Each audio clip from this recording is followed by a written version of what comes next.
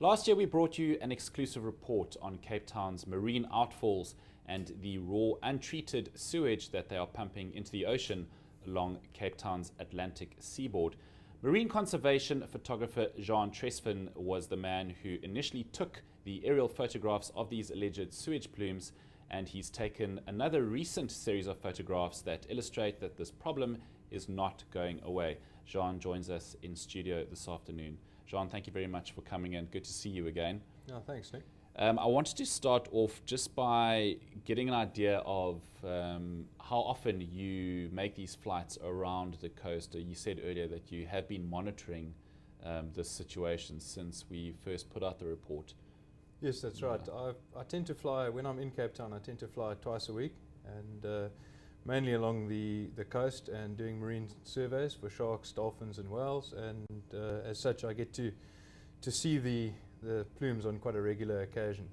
And the latest series of photographs I took, once again the plumes looking quite bad, and I thought it's time. It's been a year since the story broke, and I thought it's time to focus on what we're doing about it again. Now, Jean, would you say in the past year that these plumes, from what you've observed, are getting bigger, the problem's gotten worse? I mean, there's one picture in your latest series which is particularly damning, showing the sort of band of sewage hugging the sort of Mully Point and Sea Point shoreline. It's quite an interesting picture. I wouldn't say it's got worse. I'd say the problem hasn't gone away. The problem has definitely got worse over the 6 years I've been flying.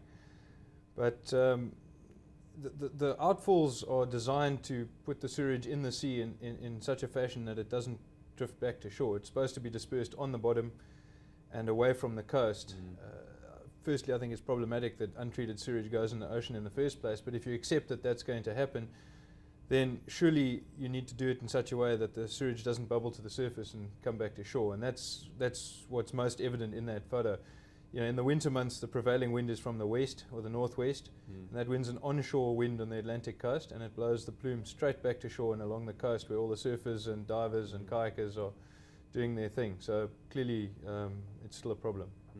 Now, we spoke to some paddlers who have gotten sick from paddling in the water around the Atlantic seaboard.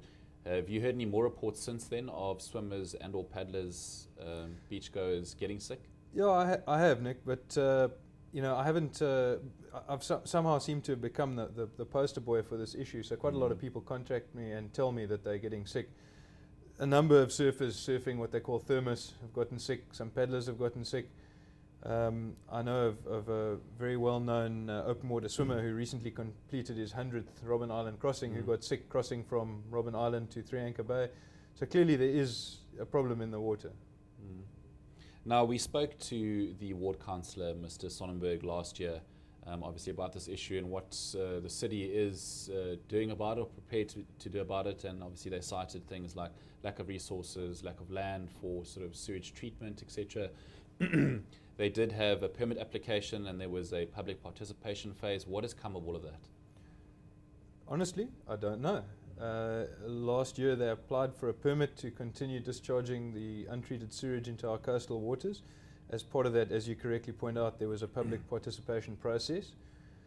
There were quite a large number, as I understand it, of registered objections and comments to that process, and to the best of my knowledge, not one of us that commented or objected received follow-up correspondence to indicate whether the permit had or hadn't been granted, so I don't know if they have the permit at this stage. I do know that through a contact of mine in the diving industry, I heard that they had employed a commercial diving contractor to clean the diffusers on the Greenpoint pipeline, which is, again, something that's supposed to be done all the time as part of regular maintenance. And I can't tell you whether that made a difference or not, but it's a bit like adjusting the sprinkler on the end of a hose pipe. You're not really stopping what's going into the water in the first place. So the same volume is still being pumped out, whether it's being cleaned or not. And then in terms of a solution, you know, I don't know what's been done. I can tell you that I heard the CSIR was appointed to do a pretty big study on the effects of this, what their scope of reference was, or terms of reference, or what they're actually looking for, or the period of study, I couldn't tell you.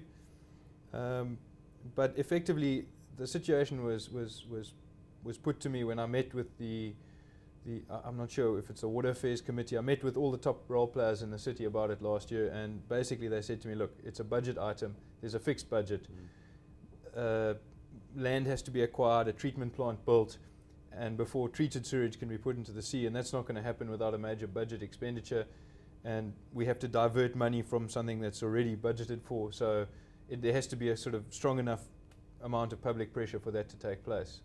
There are lots of other demands on the budget, and it was put to me that nothing's really going to change unless there's enough public pressure to make it happen. So last week I flew over the area again, took these photos of the sewage still bubbling out, and hopefully the public can just be kept informed of what exactly needs to be done.